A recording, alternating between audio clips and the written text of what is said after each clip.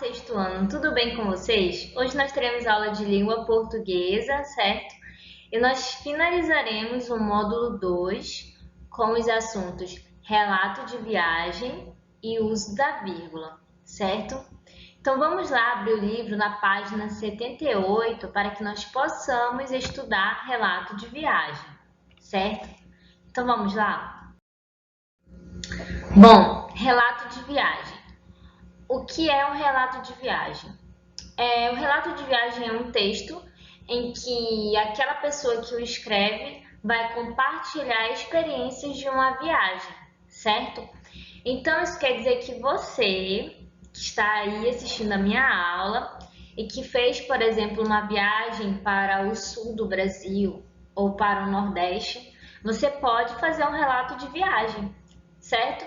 Que nada mais é do que das suas experiências, do que você conheceu, o que você sentiu, descrição dos locais por onde você passou em sua viagem, certo?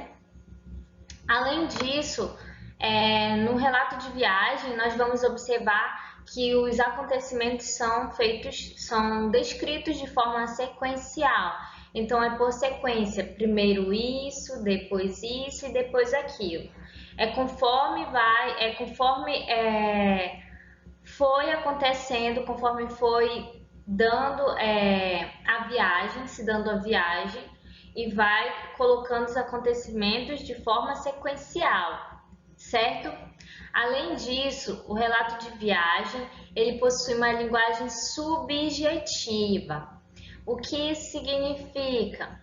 Significa que terá uma linguagem pessoal, coloquial, certo? Por quê? Porque é algo pessoal. Você escreve sobre a sua viagem, sobre aquilo que você experimentou, a sua experiência, certo? Então, por isso, diz-se linguagem subjetiva. Também nós veremos que os verbos, eles estarão na primeira pessoa, ou seja, eu fiz isso, eu vi aquilo, certo?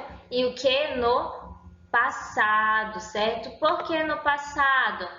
Porque foi algo que já aconteceu, certo? Por isso está no passado, é algo que já aconteceu. A viagem, ela já foi realizada, você já viajou, então você vai descrever isso no passado.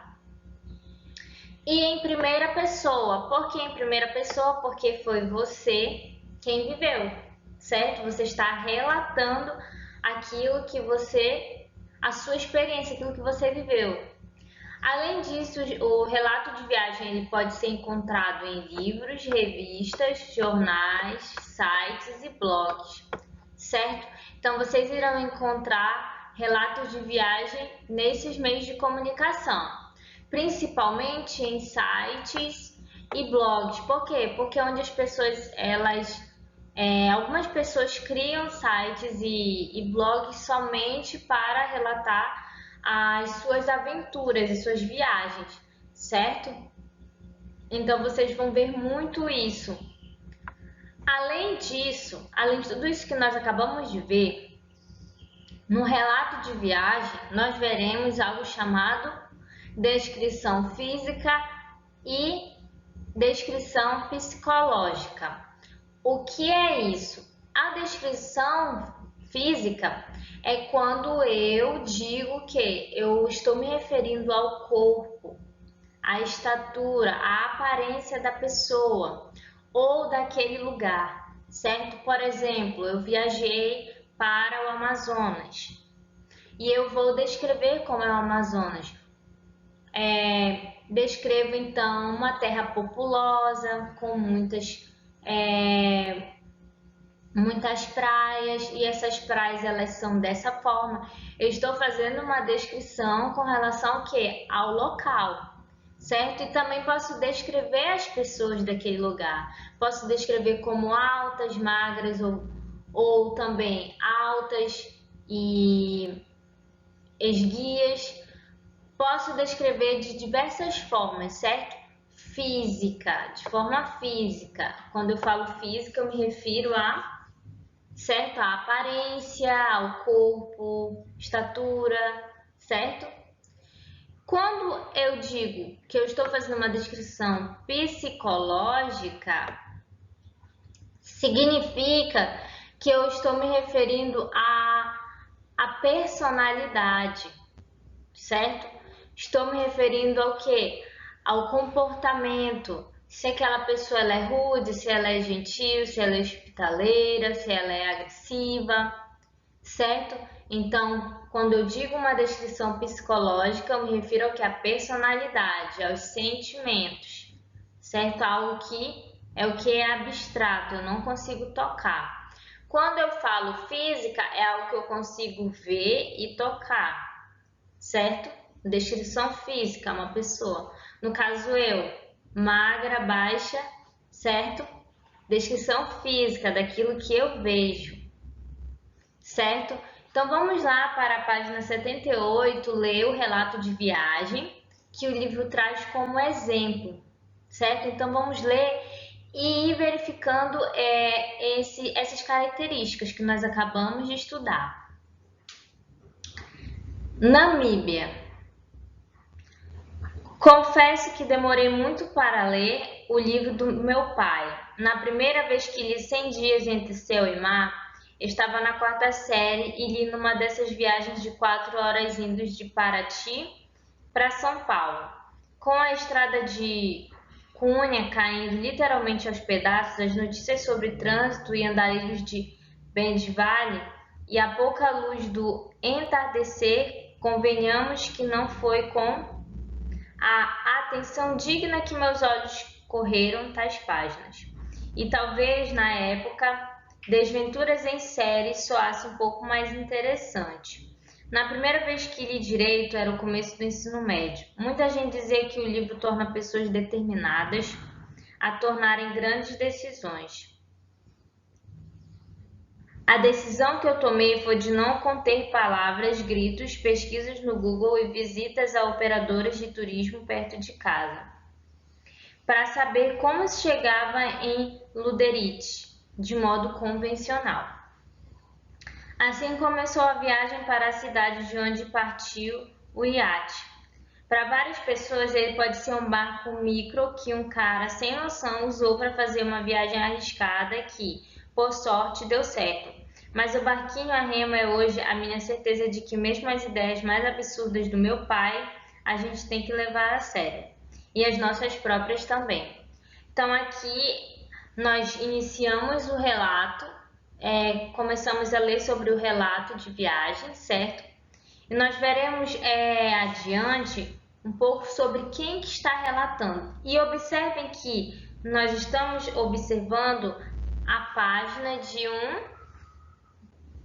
de um site, certo? Então nós vemos que esse relato ele está sendo veiculado, nós estamos lendo ele de um site, certo?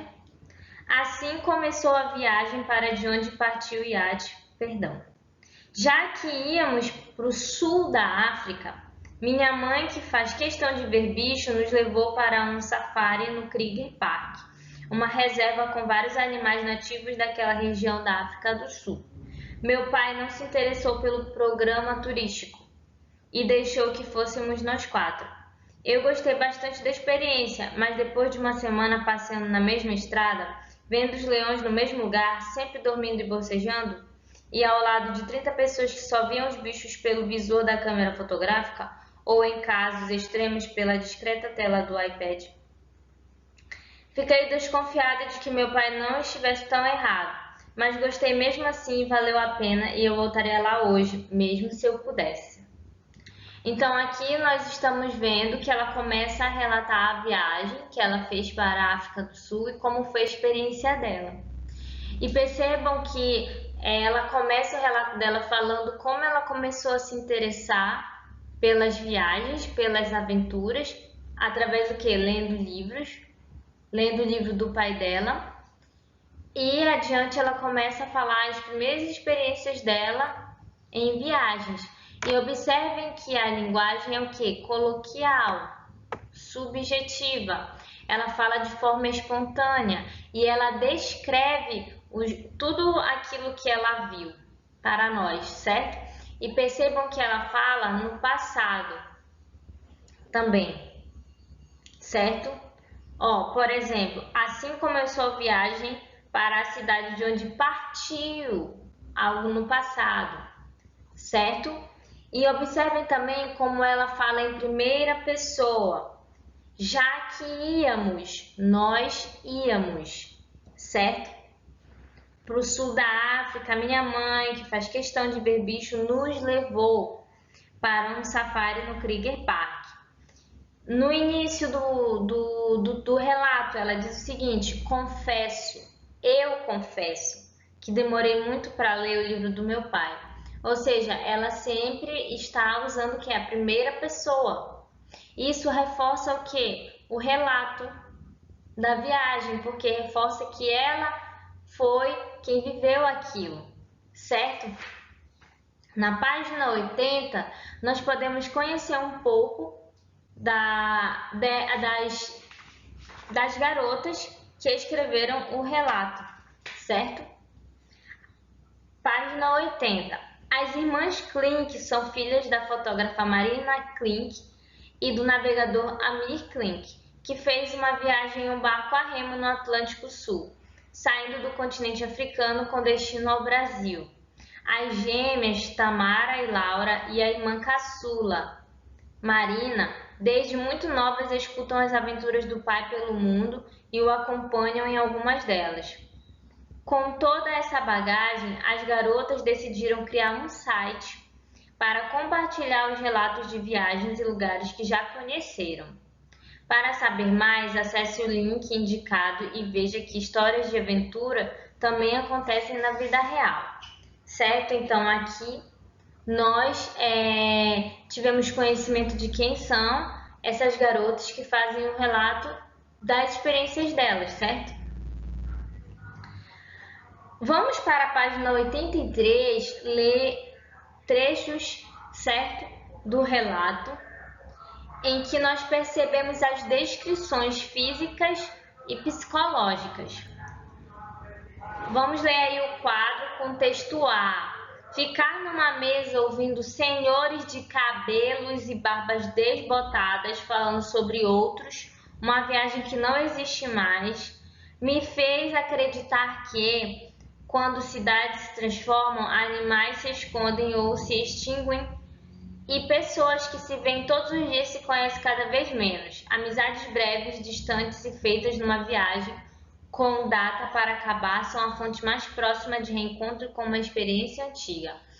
Aqui nós vemos uma descrição física. Por que física? Porque ela diz com relação àquilo que ela está vendo, palpável. Cabelos e barbas desbotadas. Então ela está descrevendo o cabelo e a barba, certo? Dos senhores. No texto B, nós temos o seguinte: meu pai não se interessou pelo programa turístico e deixou que fôssemos nós quatro. Eu gostei bastante da experiência, mas depois de uma semana passeando na mesma estrada, vendo os leões do mesmo lugar, sempre dormindo e bocejando, e ao lado de 30 pessoas que só viam os bichos pelo visor da câmera fotográfica, ou em casos extremos pela discreta tela do iPad, fiquei desconfiada de que meu pai não estivesse tão errado. Aqui nós temos uma descrição psicológica. Por que psicológica? Porque diz respeito ao estado dela, como ela estava se sentindo. E isso eu não consigo tocar e nem ver. É o que? É o sentimento, a sensação. Ela estava se sentindo desconfiada, certo? Desconfiada. Então, assim, nós vimos então que é um relato de viagem, certo? E nós também podemos perceber a importância dele. E qual é a importância do relato de viagem? É a troca de experiências. Você escreve o relato da sua viagem e eu consigo viajar junto com você através da minha imaginação. E consigo aprender muitas coisas sobre aquele lugar também através da sua descrição, certo? Então, esse é o relato de viagem, um texto em que são compartilhadas experiências de uma viagem, certo? E vocês observaram como no relato de viagem as irmãs utilizaram a vírgula em seu texto? Então, agora nós iremos estudar o uso da vírgula na página 87, certo? Então vamos lá, peguem o livro de vocês, virem a página e procurem a página 87. E o que é a vírgula? Para que ela serve? A vírgula organiza as ideias de um texto e serve para dar pequenas pausas. Então, a vírgula ela é importante por quê? Porque tudo que nós escrevemos, nós organizamos através do quê? Da vírgula, certo? A nossa ideia é organizada através da vírgula. Nós a utilizamos para organizar nossas ideias no texto. E para dar pequenas pausas. Imaginem só um texto em que não há vírgulas. Você iria ter que ler ele direto sem pausas. Você ficaria ofegante, não conseguiria ler e nem conseguiria entender o que quer dizer. As ideias iriam parecer embaralhadas, certo? Então, para isso, para que nós consigamos utilizar as vírgulas, nós precisamos saber como e quando utilizá-las de forma correta, certo? Então, para isso, nós aprenderemos as funções que ela tem. A primeira delas é chamar uma pessoa. Quando eu chamo uma pessoa num texto, eu uso a vírgula. Exemplo, Maria, você vem? Eu estou chamando aquela pessoa. Outro exemplo, Fernanda, você viu o que aconteceu ontem à noite? Estou chamando aquela pessoa. Outro exemplo, João, faça silêncio. Aí eu tenho a vírgula. Por quê? Porque eu estou chamando uma pessoa. Temos o outro exemplo, outra função, isolar uma palavra ou frase explicativa. Quando eu utilizo uma palavra ou uma frase que tem o objetivo de explicar algo, eu isolo ela entre vírgulas. Exemplo, os livros encontrados na Europa e com escrituras em latim são de domínio público. Encontrados na Europa e com escrituras em latim é a minha frase explicativa. Eu estou lhe explicando quais são esses livros, certo? Então, é uma frase explicativa, eu isolo entre vírgulas, certo? Separar expressões em uma enumeração. Quando eu digo uma sequência de coisas, eu enumero, eu uso a vírgula. Exemplo, comemos maçãs, vírgula, abacates, vírgula, uvas e tangerinas. Também poderia dar outro exemplo. Fomos ao teatro, vírgula, ao museu, vírgula. Fomos ao teatro, ao museu, à Praça da Saudade e tomamos tacacá no largo. Aqui eu enumerei e usei o que? A vírgula, certo? Também uso para separar nome de localidade da data. Exemplo, Manaus, nome de localidade. 19 de março de 2020 é a data, então eu separo o nome da data, utilizando a vírgula. Manaus, vírgula, 19 de março de 2020, certo? Também eu utilizo o que? Para isolar expressões explicativas. Quais são essas expressões explicativas? Isto é, ou seja, ou melhor, quer dizer, aliás. Então, essas expressões eu isolo através da vírgula, ou seja, elas ficam entre vírgulas, Exemplo, não temos mais frutas, ou seja, teremos que comprar mais. Eu tenho aqui a minha expressão explicativa, vejam aqui, e ela está isolada através das vírgulas, ela está entre vírgulas, ela está isolada do restante da frase, certo? E por último, a vírgula também pode o quê? Ela pode servir para isolar elementos que compõem endereço. Eu a utilizo para isolar esses elementos. Exemplo, Rua Rio Verde, vírgula, número 1, vírgula, Bela Vista. Certo? Então, eu isolei os elementos. Quais são os elementos? Eu isolei a rua, do número da casa e do bairro. Certo? Então, isolei os elementos do endereço. Então, essas são as funções da vírgula. Então, vamos lá recapitular. A vírgula, ela é utilizada para chamar uma pessoa, isolar uma palavra ou frase explicativa, separar expressões em uma enumeração, separar nome de localidade e data, isolar expressões explicativas que são isto é, ou seja, ou melhor, quer dizer, aliás, e isolar elementos que compõem o endereço, certo? Essas são as funções que a vírgula exerce, que ela pode ter, certo? E além disso, existe algo interessante com relação à vírgula, que é o sentido. Dependendo da forma como usamos e empregamos a vírgula, ela pode dar um sentido diferente à mesma frase, certo? Tudo depende da utilização ou ausência da vírgula. A vírgula pode mudar o sentido da frase de acordo com o seu uso ou não.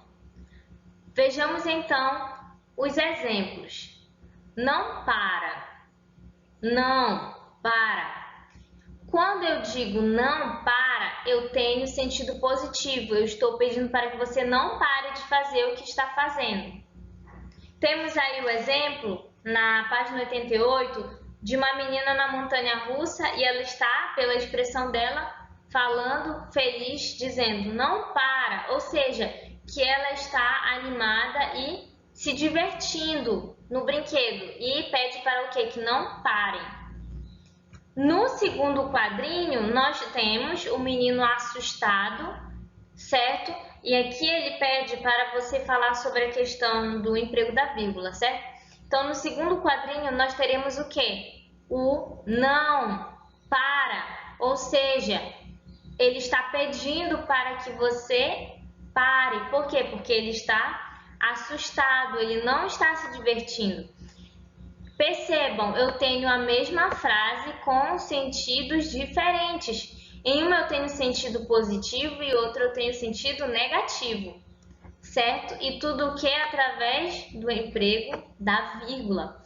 Por isso é importante a utilização correta da vírgula, porque se eu a utilizo de forma errônea, eu posso passar um sentido diferente, a frase de uma forma diferente daquilo que eu quero expressar, daquilo que eu estou pensando, certo? E isso pode haver o quê? Mal entendido.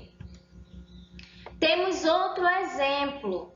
Eu posso usar a mesma frase e empregar a vírgula de forma diferente para dizer coisas diferentes. Eu tenho a seguinte frase: Juliana, estudante de engenharia, ganhou o concurso.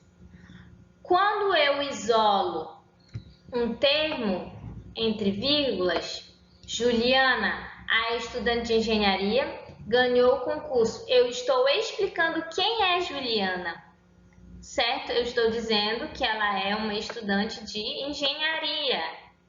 Estou explicando quem é aquela pessoa que ganhou o concurso. Quando eu digo Juliana, a estudante de engenharia, ganhou o concurso, isolando e Juliana, Eu estou chamando essa pessoa e dizendo a ela que a estudante de engenharia ganhou o concurso. Observe então aqui como antes Juliana fazia parte da frase, daquilo que eu estava dizendo, e na outra ela já era o quê? Eu já mudo, porque eu estou chamando e dizendo a ela quem ganhou o concurso. Então, observem que através da vírgula eu consigo mudar o sentido da frase, de uma mesma frase, certo?